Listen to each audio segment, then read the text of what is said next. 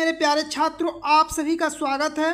आप सभी का कल सुबह में, ठीक है, सुबह में हिंदी का पेपर है जिसमें आप सभी को ये पेपर देख सकते हैं। पहले आप इन पेपरों को देख लीजिए। देखिए कितने पेपर, इन सभी पेपरों के जितने भी प्रश्न पूछे गए हैं सभी प्रश्नों को आपको एक ही वीडियो में कराने वाले हैं। और ये क्लास आपको बहुत ज़्यादा समझाया नहीं जाएगा, आपको केवल रिवीजन की तरह, ठीक है, रिवीजन की तरह फास्ट रिवीजन करा देंगे, जिसको एक बार देख के आप बोर्ड एग्जाम में जाके एग्ज़ाम दे सकते हैं।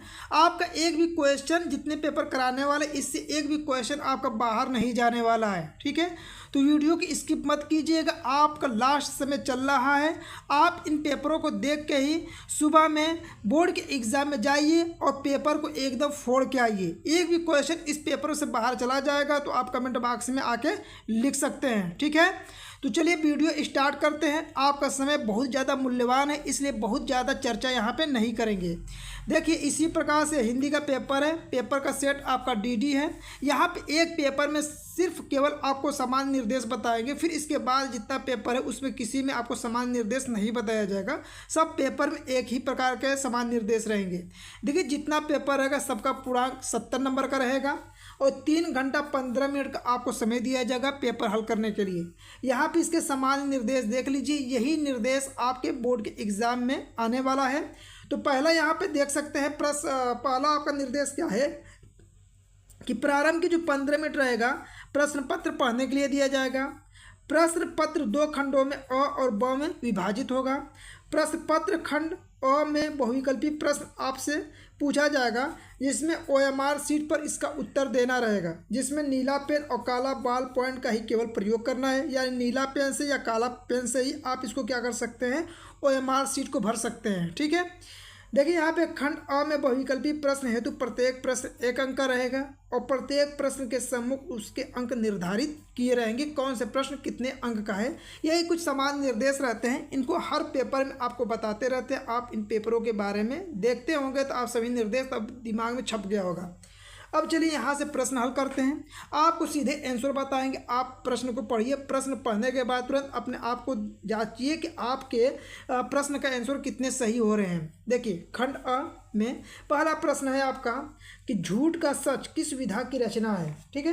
तो झूठ का सच जो है एक प्रकार का उपन्यास है, तो इसका सही जवाब सी वाला ऑप्शन आप याद रखिएगा कि झूठ का सच जो है एक उपन्यास है, इसका 1 नंबर का प्रश्न है। तो इस प्रश्न का सही जवाब सी वाला ऑप्शन सही होगा।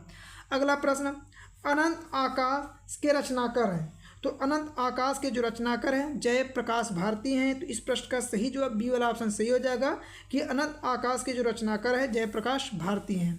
अगला प्रश्न यहाँ पे ध्यान दीजिए, निम्नलिखित कथनों में से कौन सा कथन सही है। ये 1 नंबर का प्रश्न है। तो देखिए ए है, बी है। चलिए और अगला ऑप्शन आपको दिखाते हैं। देखिए इसमें से सही कथन जो है, ईर्ष्या तू न गई मेरे मन से, निबंध के लेखक जयप्रकाश भारती हैं। यही वाला ऑप्शन आपका क्या है, सही है। अगला देखिए आपका 4था नंबर का प्रश्न है, पंचांग दर्शन के रचनाकार कौन है। ये भी 1 नंबर का है।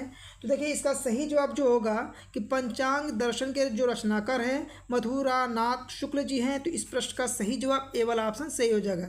देखिए यहाँ पे फास्ट ट्रैक आपको रिवीजन करा रहे हैं, कम से कम समय में ज़्यादा से ज़्यादा प्रश्नों को आपको पढ़ के जाना है और सभी प्रश्नों को आप जरूर पढ़ के जाइए। इससे एक भी क्वेश्चन आपका बाहर नहीं जाने वाला है, ठीक है। सभी पेपर आपको दिखा भी दिए, सभी पेपर के सभी इंपॉर्टेंट प्रश्न कराने वाले हैं। 5वां देखिए, सारंगधर रचनाकार है। यानी सारंगधर जो रचनाकार है तो इसके रचनाकार कौन है, तो ये आपको बताना है। तो इसका सही जवाब होगा बी ऑप्शन सही हो जाएगा, हमीर रासो। तो सारंगधर जो रचनाकार किसके हैं, हमीर रासो के हैं। अगला प्रश्न देखिए, छायावाद युग की प्रमुख प्रवृत्तियाँ कौन सी है, इसमें बताना है। देखिए छायावाद युग की जो प्रवृत्तियाँ होती है उसमें श्रृंगार और प्रेम वेदना आता है। तो इसका सही जवाब बी वाला ऑप्शन क्या होगा, सही हो जाएगा। अगला प्रश्न देखिए, निम्नलिखित में से शुक्लोत्तर युग के लेखक कौन है। तो आपको शुक्लोत्तर युग के लेखक के बारे में बताना है। देखिए वासुदेव शरण अग्रवाल जी जो हैं शुक्लोत्तर युग के लेखक हैं। तो इस प्रश्न का सही जवाब ए वाला ऑप्शन क्या होगा, सही होगा। 8वां प्रश्न देखिए, साकेत किस युग की रचना है? तो साकेत जो है द्विवेदी युग की रचना है। किसकी रचना है? साकेत द्विवेदी युग की रचना है। तो इसका सही जवाब बी वाला ऑप्शन क्या होगा? सही होगा। अगला प्रश्न, भारत दूरदशा किस विधा की रचना है? तो देखिए, भारत जो दूरदशा है एक प्रकार का क्या है? एकांकी है। तो इसका सही जवाब डी वाला ऑप्शन सही हो जाएगा कि भारत दूरदशा जो है एक एकांकी है। अगला प्रश्न देखिए, बिहारी किस युग के कवि हैं? तो बिहारी जो है रीति काल के कवि हैं। तो इस प्रश्न का सही जवाब बी वाला ऑप्शन सही हो जाएगा। देखिए, आपको रिवीजन करा रहे हैं, इसी प्रकार से सभी प्रश्नों को बताने वाले हैं। बस आप फास्ट ट्रैक रिवीजन की तरह इसको प्रश्नों का आंसर देखते रहिए। जब आपके सामने ये प्रश्न आएंगे तो आपको तुरंत दिमाग काम करेगा कि बिहारी जो है रीति काल के कवि हैं। तुरंत आप ऑप्शन सही लगा के आएंगे। ठीक है, आपको कुछ ऐसे प्रश्न मिलेंगे जो आपके प्रत्येक प्रश्न पेपर में रिपीट भी होगा, जिससे वो प्रश्न आपको याद हो जाएगा। अगला देखिए, नाना वाहन नाना वेशा बिहसे शिव समाज निज देखा, को मुख हीन विपुल मुख काहू, बिनु पद कर कोहू कोहू बाहू बाहू। इसका बताना है कि इसमें कौन सा रस है। ठीक है, तो देखिए जो इसमें आपका रस है वो हास्य रस है। देखिए, इसको पढ़ेंगे तो आपको थोड़ा सा हंसमुख आएगा ना। इसमें कौन सा रस है? तो हास्य रस है। तो इस प्रश्न का सही जवाब डी वाला ऑप्शन क्या होगा? सही होगा। देखिए, अगला नंबर का प्रश्न ध्यान दीजिए, यहीं कहीं पर बिखर गई वह भगन विजय माला सी। इसमें बताना है कि आपका अलंकार कौन सा है। देखिए, इसमें जो आपका अलंकार है यह अलंकार उत्प्रेक्षा अलंकार। तो इस प्रश्न का सही जवाब बी वाला ऑप्शन सही हो जाएगा। तो इसको आप याद रखिएगा। अगला प्रश्न देखिए, अगला है कि रोला किस प्रकार का छंद है? तो आपको रोला के बारे में बताना है कि रोला हो गया और सोरठा होगा, इसको जरूर पढ़ के जाइएगा ना, आपके पेपर में आने वाला है। तो रोला किस प्रकार का छंद रहता है? सममात्रिक छंद है। तो इसका सही जवाब क्या हो जाएगा? सी वाला ऑप्शन सही हो जाएगा कि रोला सममात्रिक छंद है। अगला प्रश्न, निर्जन शब्द में किस उपसर्ग का प्रयोग किया गया है? तो निर्जन में देखिए आपका जो उपसर्ग प्रयोग किया गया है निर प्रयोग किया गया है। इस प्रश्न का सही जवाब डी वाला ऑप्शन क्या हो जाएगा? सही हो जाएगा। ठीक है, अगला है कि धनुष का पर्यायवाची शब्द आपको बताना है कि इसमें से धनुष का पर्यायवाची शब्द क्या है? तो धनुष का पर्यायवाची शब्द जो होता है कोडंत है। तो इस प्रश्न का सही जवाब सी वाला ऑप्शन सही हो जाएगा कि धनुष का पर्यायवाची शब्द जो होता है कोडंत होता है। ठीक है, अगला देखिए 16वां नंबर का, भलाई शब्द में आपको प्रत्यय बताना है कि इसमें आपका प्रत्यय क्या है। तो भलाई में देखिए ई जुड़ा है लास्ट में ना, तो यहाँ पे कौन सा प्रत्यय हो जाएगा? ई प्रत्यय होगा। तो इसका सही जवाब ए वाला ऑप्शन सही होगा। अगला प्रश्न 17 नंबर का देखिए आप कि खट दर्शन में कौन सा समास है? आपको समास इसमें से बताना है। खट दर्शन में जो समास आपका होता है वह तत्पुरुष समास होता है। तो इसका सही जवाब ए वाला ऑप्शन सही हो जाएगा कि खट दर्शन में जो होता है आपका तत्पुरुष समास होता है। अगला प्रश्न आपके सामने है, देखिए यहाँ पे मति भी, यहाँ पे देखिए भी शब्द का विभक्ति बताना है और वचन बताना है। तो देखिए मति भी शब्द का जो विभक्ति और वचन होता है ये होता है तृतीय विभक्ति बहुवचन रूप होता है। इसका सही जवाब सी वाला ऑप्शन क्या होगा? सही होगा। अगला प्रश्न देखिए, हर्यत्र शब्द का संधि विच्छेद आपको बताना है कि हर्यत्र शब्द का संधि विच्छेद क्या होगा। तो इसका सही जवाब होगा कि हरि प्लस अत्र होता है। तो हर्यत्र शब्द का जो संधि विच्छेद होता है हरि प्लस अत्र होता है। ठीक है, अगला प्रश्न आपका है कि पठिष्यथ धातु का पुरुष बताना वचन बताना है कि पठिष्य जो होता है उसमें धातु जो पुरुष होता है मध्यम पुरुष बहुवचन रूप होता है। तो इसका सही जवाब बी वाला ऑप्शन सही हो जाएगा। आप 20 प्रश्नों में से देख लीजिए आपके कितने प्रश्न सही हो जाएगा। चलिए अगले पेपर को देखते हैं कि इसी तरह आपके जितने भी पेपर में बहुविकल्पी प्रश्न पूछा गया है सभी प्रश्नों का आपको फास्ट ट्रैक रिविजन कराना है। यदि लॉन्ग इसका वीडियो देखना है तो आपको पिछले जाके प्लेलिस्ट से सभी वीडियो को आप पूरा फुल वॉच कर सकते हैं। यहाँ पे आपको रिवीजन करा रहे हैं, जितने बहुविकल्पी है सभी को एक बार देख के चले जाइए। बोर्ड के एग्जाम में एक भी पेपर क्वेश्चन इससे बाहर नहीं आने वाला है।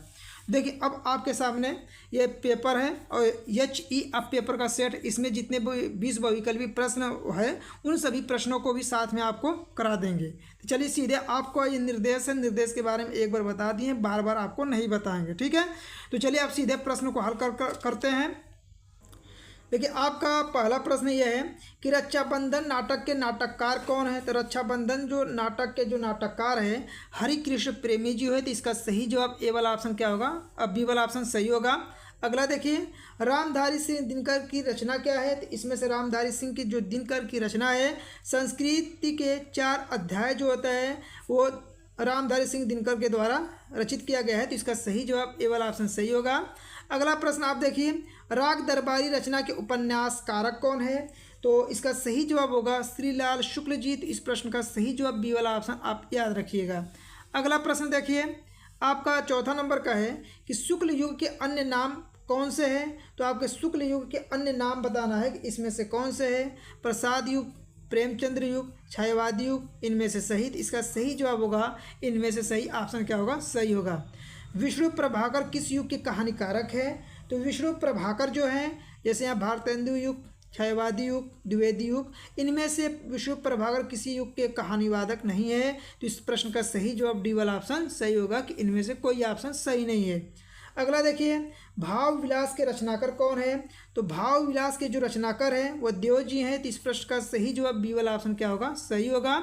अगला प्रश्न देखिए, प्रयोगवादी काव्य की विशेषता है। तो प्रयोगवादी काव्य की जो विशेषता है, रूढ़ियों के प्रति विद्रोह, ये इसकी विशेषता मानी जाती है। तो प्रयोगवादी काव्य की जो विशेषता के रूप में जाना जाता है, रूढ़ियों के प्रति विद्रोह है। अगला प्रश्न आपका है, काव्य की प्रवृत्ति एवं रचना शैली के आधार पर रीतिकाल की कितनी धाराएं स्वीकार की गई है। तो रीतिकाल की जो धाराएं हैं वह 3 स्वीकार की गई है। तो इस प्रश्न का सही जवाब सी वाला ऑप्शन क्या होगा, सही होगा। अगला, जौहर काव्य की रचना आपको बताना है कि इसमें जौहर जो काव्य है इसकी रचना क्या है, यानी किसके द्वारा यह जौहर लिखा गया है। तो ये जो लिखा गया है आपका श्याम नारायण पांडे के द्वारा लिखा गया है। तो इस प्रश्न का सही जवाब ए वाला ऑप्शन सही होगा कि श्याम नारायण पांडे ने जौहर लिखा है। अगला देखिए, आपके सामने अगला है कि चिदंबरा के रचनाकार कौन है। तो चिदंबरा जो है सुमित्रानंद पंत के द्वारा लिखा गया है। तो इस प्रश्न का सही जवाब सी वाला ऑप्शन सही हो जाएगा, ठीक है। अगला प्रश्न देखिए, आपका देखिए फिर रस से आ गया, पुनि पुनि मुनि उकसही अकुलाही, देखी दशा हर गन मुस्काही। इसमें से बताना है कि कौन सा इसमें रस है, ठीक है। देखिए इसमें जो आपका रस है, इसमें आपका हास्य रस है। तो इसका सही जवाब बी वाला ऑप्शन सही हो जाएगा। देखिए मुस्काई से आप मुस्कान से समझ सकते हैं कि हास्य रहा है। तो मुस्काई से भी आप इसको ट्रिक से याद रख सकते हैं। अगला प्रश्न देखिए, आहुति सी गिर पड़ी चिता पर, चमक उठी ज्वाला सी। उपयुक्त में आपको अलंकार बताना है कि इसमें आपका अलंकार क्या है। तो इसमें आपका अलंकार जो है उपमा अलंकार है। तो यहाँ से याद रखिएगा, आहुति सी और सी शब्द आता है तो इससे भी या सरिस आ जाता है। जिस वाक्य में आपका सरिस मिल जाएगा या सी और सी मिल जाएगा तो उसे तुरंत पकड़ लीजिएगा कि वो उसमें आपका उपमा अलंकार होता है। अगला देखिए, दोहा छंद का ठीक उल्टा छंद कौन सा होता है। तो दोहा का सीधे सीधे आपको बताना है कि दोहा का उल्टा क्या होता है। दोहा का उल्टा सोरठा होता है। तो इस प्रश्न का सही जवाब सी वाला ऑप्शन सही हो जाएगा कि दोहा का उल्टा सोरठा होता है। देखिए अगला है कि अनुरूप शब्द में प्रयुक्त उपसर्ग आपको बताना है कि अनुरूप में कौन सा उपसर्ग है। तो इसका सही जवाब होगा सी वाला ऑप्शन सही हो जाएगा, अनु। तो अनुरूप में जो उपसर्ग है आपका अनु उपसर्ग है। अगला प्रश्न, राम कृष्ण में कौन सा समास है। इसमें आपको समास बताना है।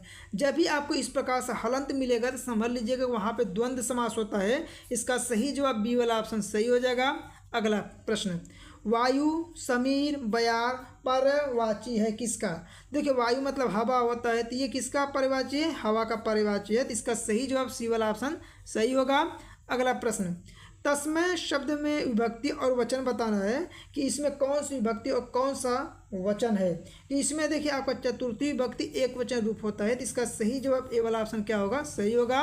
अगला प्रश्न, संदेहपूर्ण कथन को कहते हैं, यानी जिसमें आपको संदेह हो उसे क्या कहते हैं। इन चारों ऑप्शनों को ध्यान से पढ़ के तो उसे क्या कहेंगे। जब संदेह है तो संदेहात्मक वाक्य बोलेंगे, उसे क्या बोलेंगे, संदेहात्मक वाक्य कहते हैं।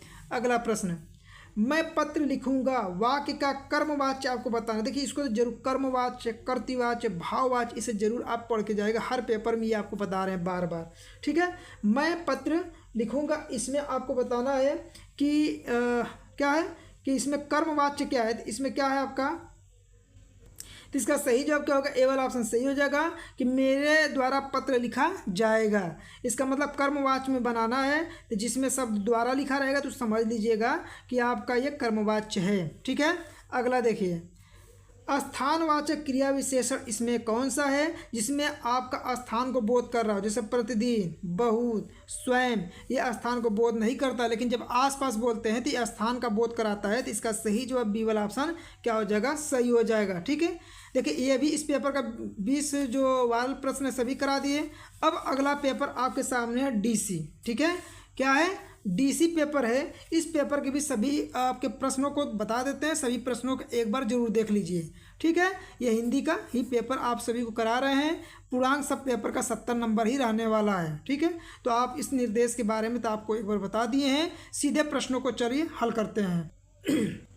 देखिए अगला प्रश्न है कि शुक्ल युग का नामकरण किस विद्वान के नाम पर किया गया था। तो ये किया गया था आचार्य रामचंद्र शुक्ल के। तो इसका सही जवाब बी वाला ऑप्शन सही हो जाएगा। यहाँ पे लिखा है, आप देख लीजिएगा, आचार्य रामचंद्र शुक्ल। अगला प्रश्न देखिए, सेवा सदन उपन्यास के लेखक इसमें से बताना है कि सेवा सदन जो है उपन्यास के लेखक इसमें से कौन है। तो मुंशी प्रेमचंद्र जी हैं सेवा सदन के उपन्यास। तो इसका सही जवाब बी वाला ऑप्शन सही होगा। अगला प्रश्न देखिए, अगला है शुक्ल युग के नाटककार निम्नलिखित में से कौन सा नहीं है। तो इसमें बताना है शुक्ल युग का नाटककार इसमें से कौन सा नहीं है। तो देखिए इसका सही जवाब होगा भारतेंदु हरिश्चंद्र जो होते हैं शुक्ल युग के नहीं है। अगला प्रश्न देखिए कि प्रसिद्ध आत्मकथा क्या भूलूं क्या याद करूं के लेखक इसमें से बताना है कि कौन है। तो देखिए क्या भूलूं क्या याद करूं एक प्रकार का परिचय याद रखिएगा, ये क्या है, आपका आत्मकथा है, ये पूछता है पेपर में। ठीक है, इसके साथ इसके आत्मकथा के लेखक कौन है, तो हरिवंश राय बच्चन जी है। तो इस प्रश्न का सही जवाब ए वाला ऑप्शन सही होगा। अगला प्रश्न है, निम्नलिखित में से कौन सा प्रसिद्ध यात्रा साहित्यकार है, यानी यात्रा साहित्यकार कौन है, तो राहुल सकृत्यायन है। तो इस प्रश्न का सही जवाब सी वाला ऑप्शन सही होगा। अगला प्रश्न, रीतिकाल में वीर रस के प्रसिद्ध कवि आपको बताना है कि इसमें से वीर रस के प्रसिद्ध कवि कौन है। तो आपके जो भूषण जी हैं वीर रस के प्रसिद्ध कवि माने जाते हैं। अगला प्रश्न, रामचंद्रिका के रचनाकार कौन है। ठीक है, तो रामचंद्रिका के जो रचनाकार हैं केशवदास हैं। तो इस प्रश्न का सही जवाब बी वाला ऑप्शन सही होगा। अगला प्रश्न, प्रिय प्रवास किसकी रचना है, यानी प्रिय प्रवास किसके द्वारा लिखा गया है। ये जो प्रिय प्रवास लिखा गया है अयोध्या सिंह उपाध्याय हरिऔध के द्वारा लिखा गया है। तो इसका सही जवाब डी वाला ऑप्शन क्या होगा, सही होगा। देखिए अगला है कि राम की शक्ति पूजा के रचनाकार कौन है।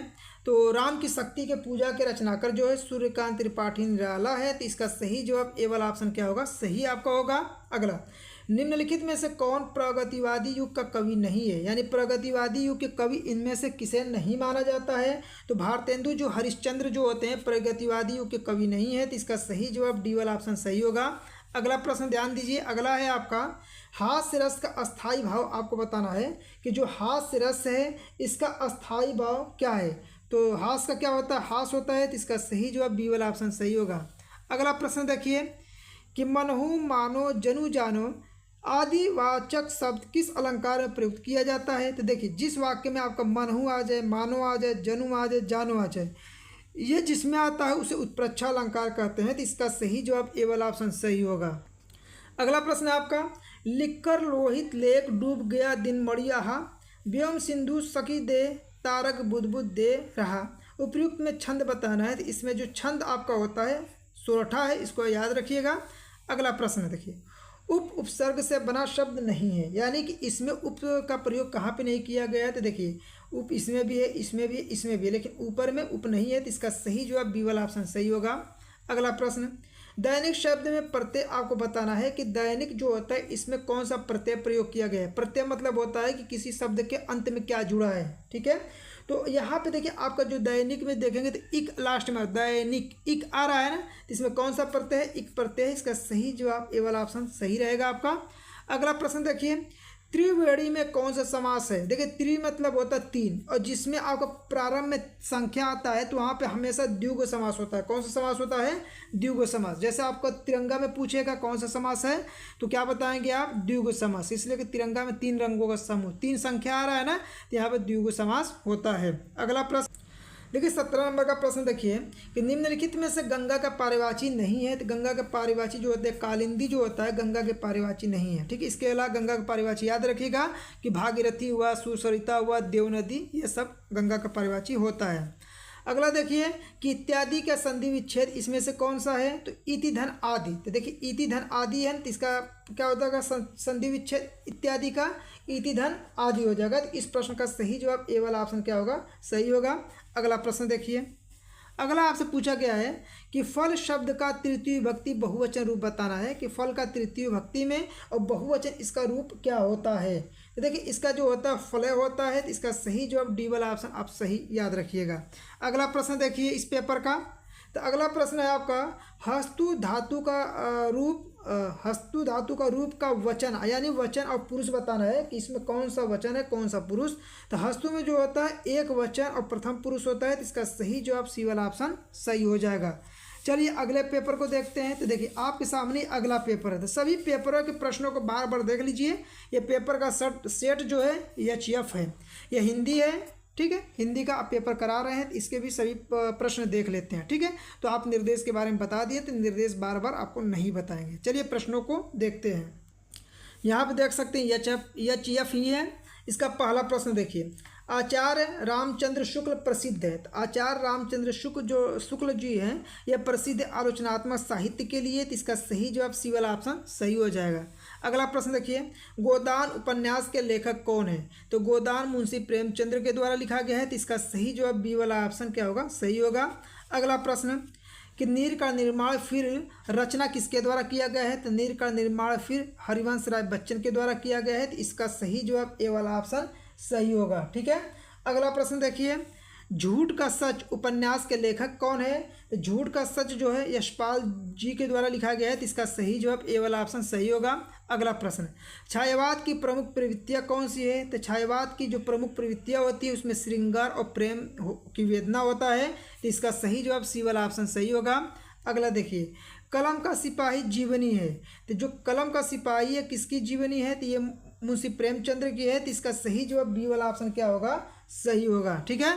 इसी प्रकार से प्रश्न का रिवीजन करा रहे हैं, सभी प्रश्नों को एक बार केवल आप देखते रहिए। घनानंद किस काव्यधारा के कवि है। तो घनानंद जो होते हैं रीति मुक्त काव्यधारा के कवि है, तो इसका सही जवाब सी वाला ऑप्शन क्या हो जाएगा, सही होगा। अगला है आपका कि हंस पत्रिका के संपादक कौन है। तो हंस पत्रिका के जो संपादक है मुंशी प्रेमचंद्र जी हैं, तो इसका सही जवाब बी वाला ऑप्शन क्या रहेगा, सही होगा। जहाज का पंछी कृति की विधा है। तो ये किसकी विधा है, तो ये एक प्रकार का उपन्यास है, तो इसका सही जवाब सी वाला ऑप्शन क्या हो जाएगा, सही होगा। अगला प्रश्न देखिए, तार सप्तक प्रकाशक वर्ष माना जाता है। तो तार सप्तक का प्रकाशन वर्ष जो माना जाता है 1943 ईस्वी माना जाता है, तो इसका सही जवाब सी वाला ऑप्शन सही होगा। अगला निर्वेद अस्थाई भाव है, यानी कि निर्वेद का अस्थाई भाव क्या होता है, तो शांत रस का, यानी कि निर्वेद किसका अस्थाई भाव है ये बताना है, तो ये शांत रस का है, तो इसे आप याद रखिएगा, ठीक है।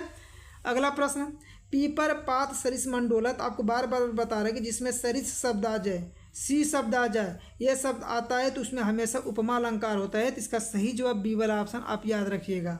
रोला छंद में कुल कितने चरण होते हैं। तो रोला छंद में कुल टोटल 4 चरण होते हैं, तो इसको याद रखिएगा, बी वाला ऑप्शन क्या है, सही है आपका।